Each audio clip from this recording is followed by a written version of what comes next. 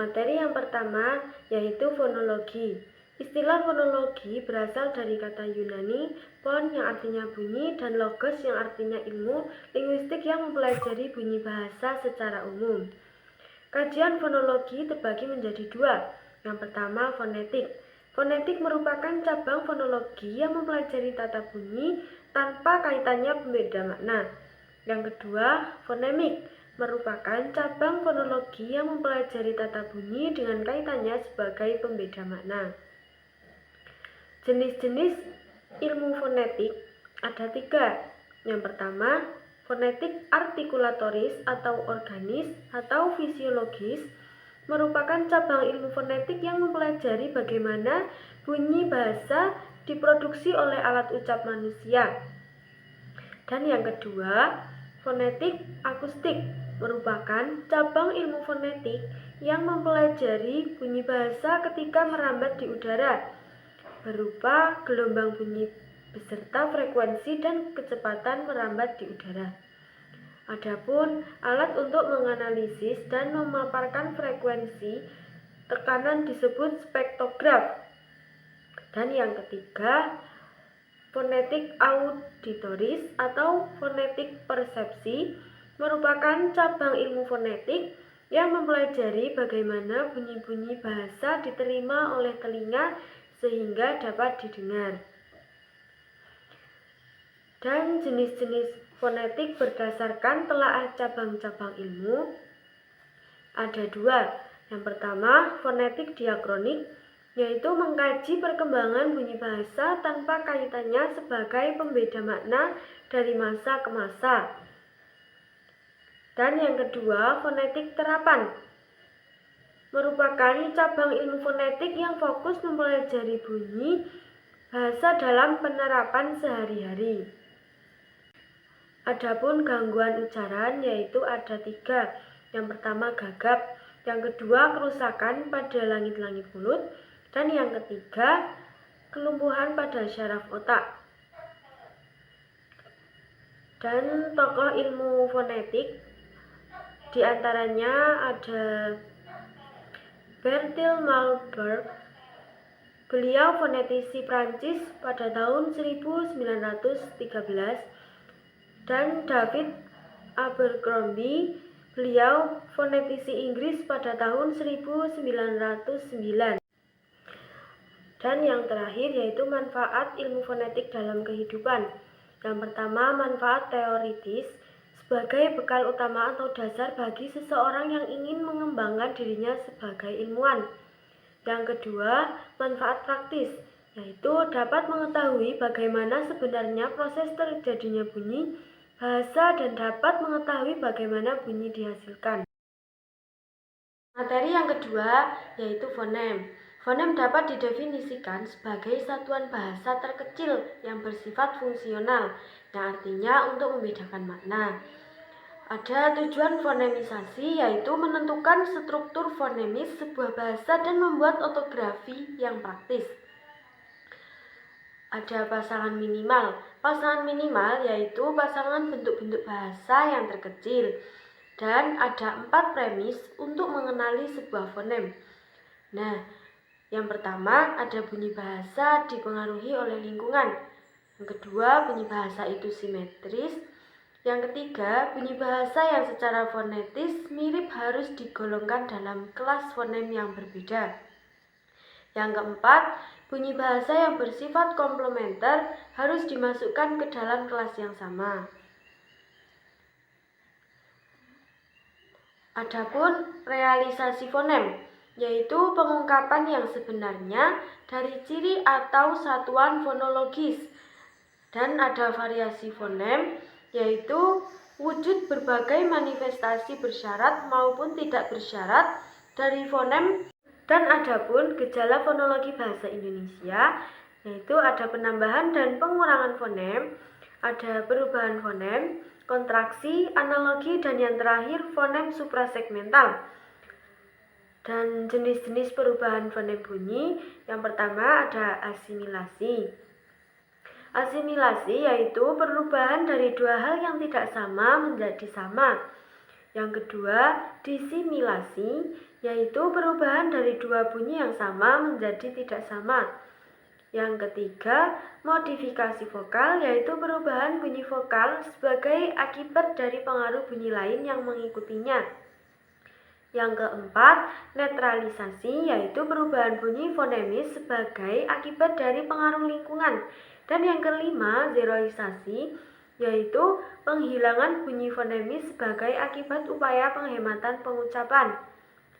Dan yang keenam, ada metatesis. Metatesis adalah perubahan urutan bunyi fonemis pada suatu kata sehingga menjadi dua bentuk kata yang bersaing. Yang ketujuh, diftongisasi, yaitu perubahan bunyi vokal yang tunggal menjadi dua bunyi vokal atau vokal rangkap yang berurutan. Dan yang kedelapan, monoftongisasi, yaitu perubahan dua bunyi vokal menjadi vokal. Yang kesembilan, anaptiksis, yaitu perubahan bunyi dengan jalan menambah bunyi vokal di antara dua konsonan untuk memperlancar ucapan. Materi ketiga yaitu tentang alofon. Alofon adalah variasi fonem yang tidak membedakan bentuk dan arti kata. Alofon adalah bunyi-bunyi yang merupakan realisasi dari fonem. Alofon-alofon dari sebuah fonem memiliki sebuah kemiripan fonetis atau mempunyai kesamaan dalam pengucapannya. Pendistribusian alofon terbagi menjadi dua, yakni bersifat komplementer dan bersifat bebas. Yang dimaksud dengan komplementer adalah distribusi saling melengkapi. Distribusi yang tidak dapat dipisahkan meskipun dipisahkan juga tidak akan menimbulkan perubahan makna, di mana distribusi ini bersifat tetap dan bebas, artinya dapat digunakan tanpa persyaratan. Faktor yang mempengaruhi terjadi alofon. Variasi fonem terjadi karena faktor sebagai berikut. Yang pertama, variasi fonem terjadi karena posisi atau letak suatu fonem dalam suatu kata atau suku kata yang merupakan lingkungannya. Dua, variasi fonem disebut juga variasi alofonis, yaitu alofon atau realisasi fonem dalam suatu lingkungan. Tiga, variasi bebas adalah variasi fonem yang tidak mengubah makna pada suatu lingkungan tertentu. Empat, variasi bebas dapat terjadi karena ketidaksengajaan. Macam-macam alofon ada dua, yaitu alofon vokal dan alofon konsonan. Dalam alofon vokal ini terdiri dari alofon fonem A, I, U, E, O, sedangkan alofon konsonan yaitu fonem kecuali huruf vokal. Contoh alofon vokal. Alofon vokal A, vokal ini hanya memiliki satu alofon, yakni A, seperti pada bentuk enak, asi, dan roda. Alofon vokal I memiliki dua alofon, yang terdiri dari I kecil dan I besar. Alofon I kecil diterapkan ketika kita mengucap kata gigi, ini, dan tali yang memiliki suku kata terbuka. Lebih dari itu, alofon I juga dapat diterapkan pada bentuk-bentuk yang memiliki suku kata tertutup, seperti simpan, pinjam, dan pinggul. Perlu dicatat, alofon I kecil ditemukan pada kata dengan suku kata terbuka dan tertutup yang mendapatkan penekanan. Alofon lainnya, yaitu I besar, terdapat pada suku kata tertutup yang tidak mendapatkan penekanan, seperti banting, salin, dan parit. Yang ketiga, alofon vokal U. Alofon U dilafalkan pada bentuk bersuku kata terbuka. Alofon ini juga diujarkan ketika kita bertemu dengan bentuk bersuku kata tertutup yang diakhiri bunyi nasal bertekanan. Seperti contoh di bawah ini. Suku kata terbuka terdapat pada kata upah, tukang, bantu. Pada suku kata tertutup terdapat kata kumbang, tunggu, dan bundel. Yang keempat, alofon vokal E. Pelafalan E kita temukan pada bentuk bersuku kata terbuka. Seperti contoh di bawah ini, yaitu pada kata sore, serong, dan besok. Yang kelima, alofon vokal O. Alofon O terdapat pada bentuk bersuku kata terbuka, seperti contoh di bawah, yaitu pada kata toko, roda, dan sekolah. Nah, yang selanjutnya ada grafem. Grafem ialah satuan terkecil dalam aksara yang menggambarkan fonem, suku kata, atau morfem, bergantung pada sistem tulisan dari bahasa yang bersangkutan. Dalam aksara Latin, setiap grafem menggambarkan satu fonem. Nah, pada gambar berikut, inilah contoh-contoh grafem. Diftong. Diftong atau vokal rangkap adalah posisi lidah ketika memproduksi bunyi ini pada bagian awalnya dan bagian akhirnya tidak sama, atau keadaan posisi lidah dalam pengucapan bunyi vokal yang satu dengan yang lainnya saling berbeda. Diftong ada dua, diftong naik dan diftong turun. Diftong naik adalah diftong yang bagian paling nyaringnya terdapat sesudah peluncurannya. Misalnya AI pada kalimat awal. Nah, bisa dilihat di sini ada contoh-contoh diftong naik pada bahasa Tabah. Yang selanjutnya ada diftong turun.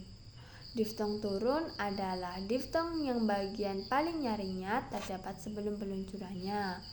Misal IA pada kalimat Andia. Nah, di sini juga ada contoh diftong turun pada bahasa Tabah.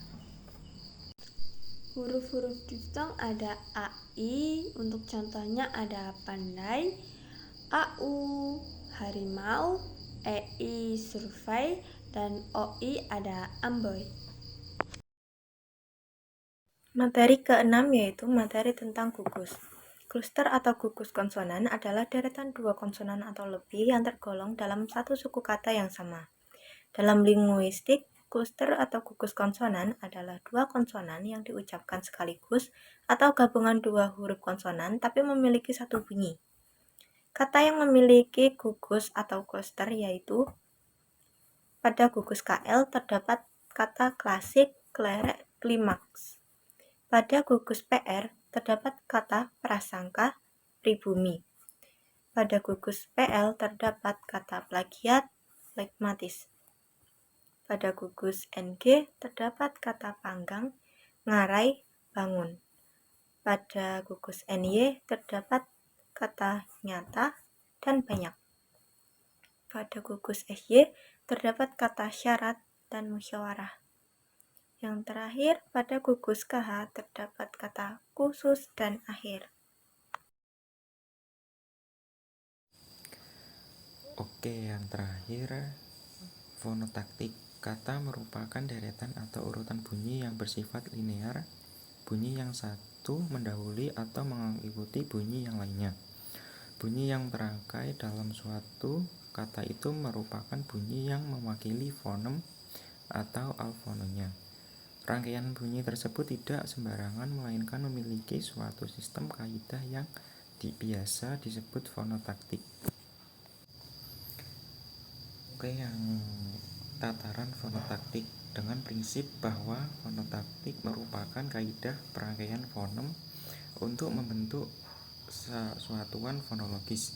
Fonotaktik dapat dikelompokkan menjadi dua tataran, yaitu tataran silabel atau suku kata dan tataran kata.